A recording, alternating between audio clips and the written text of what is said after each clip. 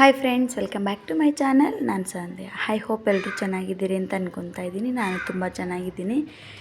ಯಾರ ಹತ್ರ ಗೆಸ್ಟ್ ಬರ್ತಾ ಇದ್ದಾರೆ ಅರ್ಜೆಂಟಲ್ಲಿ, ಕ್ವಿಕ್ಕಾಗಿ ಮಾಡೋ ಥರ ಚಿಕನ್ ಯಾವ ಥರ ಅಂತ ತೋರಿಸ್ತೀನಿ. ಏನಿಲ್ಲ ಫ್ರೆಂಡ್ಸ್, ಈಸಿನೇ. ಚಿಕನ್ನ ಚೆನ್ನಾಗಿ ಒಂದು 3 ಸತಿ ನಾನು ವಾಶ್ ಮಾಡ್ಕೊಂಡಿದ್ದೀನಿ.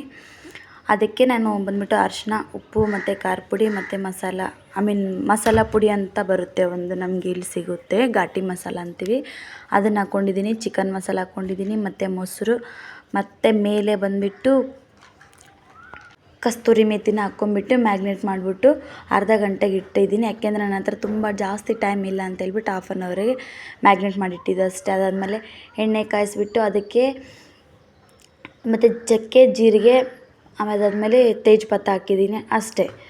ಅದನ್ನು ಚೆನ್ನಾಗಿ ಫ್ರೈ ಮಾಡ್ಕೊಂಡಾದಮೇಲೆ ಈರುಳ್ಳಿ ಹಾಕ್ಕೊಳ್ಳೋದು. ಈರುಳ್ಳಿ ಹಾಕ್ಕೊಂಡ್ಮೇಲೆ ಮತ್ತು ಅದ್ರಕ್ ಲಸೂನ್ ಪೇಸ್ಟ್ ಹಾಕ್ಕೊಂಡು ಬೇಗನೆ ಫ್ರೈ ಮಾಡ್ಕೊತಾ ಇರ್ಬೇಕು. ಯಾಕೆಂದರೆ ತಳ ಹಿಡಿಯುತ್ತೆ ಅಲ್ವಾ, ಅಲ್ಲ ಬೆಳ್ಳುಳ್ಳಿ ಪೇಸ್ಟ್ ಹಾಕಿದ್ರೆ ಅದು ಕೆಳಗಡೆ ತಳ ಹಿಡ್ಕೊಳ್ಳುತ್ತೆ ಅಂತೇಳ್ಬಿಟ್ಟು ಇನ್ಸ್ಟೆಂಟಾಗಿ ಫ್ರೈ ಮಾಡ್ತಾ ಇರೋದು. ಅದಾದಮೇಲೆ ಬ್ರೌನ್ ಕಲರ್ ಆದಮೇಲೆ ಚಿಕನ್ನ ಏನು ಮ್ಯಾಗ್ನೇಟ್ ಮಾಡಿ ಇಟ್ಟಿರ್ತೀವಲ್ಲ ಅದನ್ನು ಡೈರೆಕ್ಟ್ ತೊಗೊಂಡೋಗಿ ಹಾಕೋದು, ಎಣ್ಣೆ ಬರೋವರೆಗೂ ಫ್ರೈ ಮಾಡೋದೇ.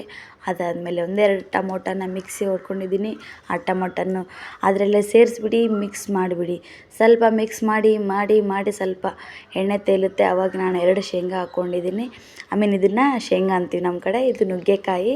ಇದು ಟೇಸ್ಟ್ ತುಂಬ ಅಂದರೆ ತುಂಬ ಚೆನ್ನಾಗಿತ್ತು, ಅನಿಸುತ್ತೆ, ಟ್ರೈ ಮಾಡಿ. ಅದಾದಮೇಲೆ ಸ್ವಲ್ಪ ಒಂದು 3 ನಿಮಿಷ ಫ್ರೈ ಮಾಡ್ಕೊಳ್ಳಿ. ಮತ್ತು ಅದಕ್ಕೆ ನೀರು ಹಾಕ್ಕೊಳ್ಳಿ. ಆಮೇಲೆ ನೀರು ಹಾಕ್ಕೊಂಬಿಟ್ಟು ನಾನಿಲ್ಲಿ 2 ವಿಸಿಲ್ ತೊಗೊಂಡಿದ್ದೀನಿ ಅಷ್ಟೇ. ಜಾಸ್ತಿ ವಿಸಿಲ್ ಬೇಡ, ತೊಗೊಳ್ಳೋರು ಸ್ವಲ್ಪ ಗಟ್ಟಿಯಾಗಿ ತಿನ್ನೋರು ಒಂದೇ ವಿಸಿಲ್. ಬಟ್ ನನಗೆ ಮಕ್ಕಳು ತಿಂತಾರಲ್ಲ, ಸ್ವಲ್ಪ ಮೆತ್ತಗೆ ಇರಬೇಕು. ಅವ್ರು ಮೊದಲೇ ತಿನ್ನೋದೇ ಒಂದು ದೊಡ್ಡ ತಲೆನೋ ನನ್ನ ಮಕ್ಕಳಿಗೆ, ಮತ್ತು ಅದರಲ್ಲೂ ಗಟ್ಟಿದ್ರೆ ತಿನ್ನಲ್ಲ ಅಂತ ಹೇಳಿಬಿಟ್ಟು 2 ವಿಸಿಲ್ ತೊಗೊತೀನಿ ಅಷ್ಟೇ. ಬಟ್ ನಿಮಗೆ ತೋರಿಸ್ತೀನಿ 2 ವಿಸಿಲ್ ಆದಮೇಲೆ ಅದನ್ನು ಜಾಸ್ತಿ ಮೆತ್ತಗಾಗಿ ಇದಾಗಿಲ್ಲ ಅಂತೇಳಿ. ಫೈನಲಾಗಿ ನನ್ನ ಚಿಕನ್ ರೆಡಿ ಆಯಿತು. ಸೊ ಇಷ್ಟೇ ಫ್ರೆಂಡ್ಸ್.